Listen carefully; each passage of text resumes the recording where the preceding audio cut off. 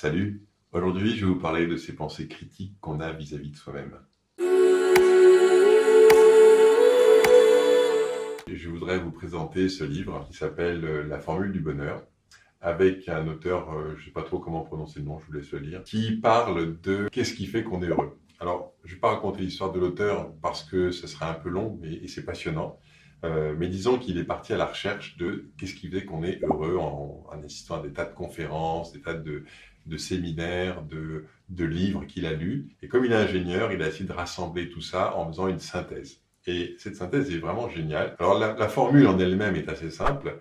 Ce qu'il dit, c'est en gros, ce qui fait qu'on est heureux, c'est qu'on a des attentes qui sont en rapport avec ce qu'on est capable de s'offrir, de vivre, de partager. Par exemple, si j'adore la voiture et que mon rêve c'est une Ferrari et que je n'ai pas les moyens de me la payer, ben je risque d'être malheureux, frustré, mécontent toute ma vie. Alors que si j'aime la voiture et que je prends une voiture qui est dans les gammes que je peux m'offrir et qui me fait plaisir, et ben dans ce cas-là, je peux avoir un sentiment de satisfaction. Je ne vais pas rentrer trop dans le détail, ce livre explique ça très bien, mais je voudrais vous parler du chapitre 3, parce que c'est celui qui m'a le plus touché et marqué, et qui parle de cette petite voix qu'on a dans la tête. Cette petite voix qu'on a dans la tête, elle est passionnante parce qu'elle peut nous prendre la tête. C'est-à-dire qu'on peut se retrouver avec des discussions incessantes à l'intérieur de soi, où on a l'impression de converser à l'intérieur de soi. Ces discussions, ça va être surtout, par exemple, quand quelqu'un vous a dit quelque chose qui ne vous plaît pas, et puis vous vous dites non mais je vais aller le voir, je vais lui dire, c'est un abruti.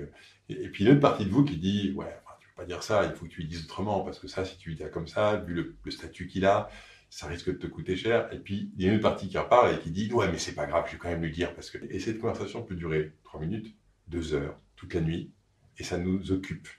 Et ça nous fait finalement du mal et ça nous empêche d'être heureux. Et alors, ce qui est passionnant, c'est qu'il explique que, en fait, nous ne sommes pas nos pensées. Ça, c'est révolutionnaire comme pensée. En tout cas, pour moi, je me suis dit, mais c'est dingue. D'abord, au début, j'ai du mal à y croire. Ensuite, j'en ai parlé à plein de personnes autour de moi qui n'arrivent pas à me croire, parce qu'en fait, on est complètement associé à nos pensées. Et on se dit, mon existence, c'est ce que j'ai dans la tête. Et en fait, pas du tout. L'explication qu'il donne pour comprendre ça, c'est que si nous étions nos pensées, nous ne pourrions pas les observer. On ne peut pas observer quelque chose qui est nous. On peut observer quelque chose qui est à l'extérieur de nous. Donc, en fait, il explique ce processus. Et moi, je trouve ça, ça m'a énormément éclairé.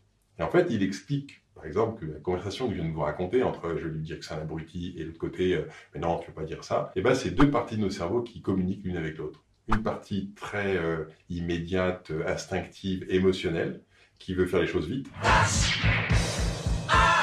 Et une autre partie plus réfléchie, plus pensée. Et en fait, il y a des conversations incessantes entre ces deux parties de nous. Et ce qui est passionnant, c'est qu'on peut faire taire ces voix. Alors, il explique une méthodologie extrêmement simple que j'ai mis en œuvre et qui marche, qui permet d'arrêter d'avoir ces pensées incessantes. La première chose que je vous propose de faire, c'est d'observer ces pensées. Observer comment ces pensées s'enchaînent les unes après les autres, sans aucune logique. Avec, on pense à ci, puis à ça, et puis on se dit, mais c'est pas possible, ça n'arrête pas. Donc ça, c'est une première chose, observation des pensées. Et puis ensuite, vous allez observer que certaines pensées vont déclencher chez vous des émotions. Et en particulier, souvent, des émotions négatives. C'est ces émotions négatives qui, finalement, vous font démarrer ces conversations incessantes. Donc, regardez, il appelle ça le drame qui se joue en nous d'un seul coup, où d'un seul coup, une pensée va nous mettre dans un état très négatif, très désagréable. Et une fois qu'on a fait ça, l'idée, comme notre pensée n'arrête pas de se suivre et que c'est nous qui sommes aux commandes, eh bien, on peut décider de penser à autre chose. Par exemple, si je vous dis maintenant, là vous êtes en train de m'écouter, mais si je vous dis maintenant, ne pensez surtout pas à un éléphant rose en haut de la tour Eiffel. Votre esprit ne peut pas s'empêcher de construire cette pensée à l'intérieur de vous, parce que notre esprit est comme ça. Et bien, de la même façon, quand vous êtes dans ces pensées qui vous occupent, qui vous accaparent et qui vous encombrent, il suffit que vous proposiez à votre cerveau de penser à autre chose. Et son idée, elle est géniale, c'est de penser à des choses super chouettes. En gros, constituez-vous quelques images, ou même une seule image extrêmement positive pour vous.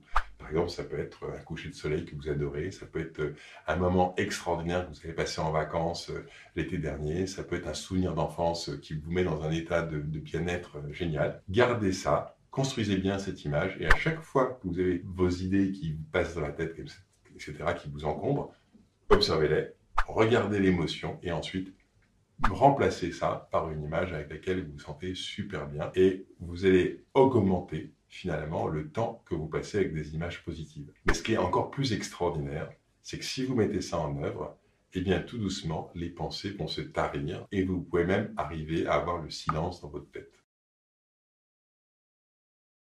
Je vous le dis parce que je l'ai fait, ça m'a même fait peur de me dire « mais il n'y a plus rien ». Il y avait des moments de silence que j'avais à l'intérieur et je me disais « mais c'est pas possible, il y a quelque chose qui ne va pas ». Et ça m'a fait peur. Du coup, je suis retourné voir le livre en me disant « mais qu'est-ce qui se passe ?»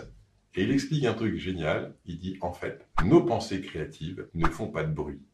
Et donc, c'est pas parce qu'on arrête d'avoir ce vacarme dans la tête et ces conversations incessantes qu'on arrête de créer, qu'on arrête de penser à des solutions. Ça ne va absolument pas arrêter le processus créatif, ni le fait que vous trouviez des bonnes solutions dans votre vie. Ça va juste arrêter ce flot incessant de paroles. Je suis ravi d'avoir partagé cette démarche avec vous parce qu'en fait, vous pouvez la mettre en pratique. C'est extrêmement simple, il suffit de le faire, tout simplement. Et du coup, d'avoir du calme et puis de vous faire plaisir. À très bientôt.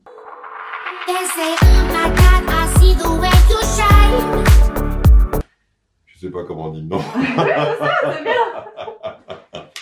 C'est ça. Ok.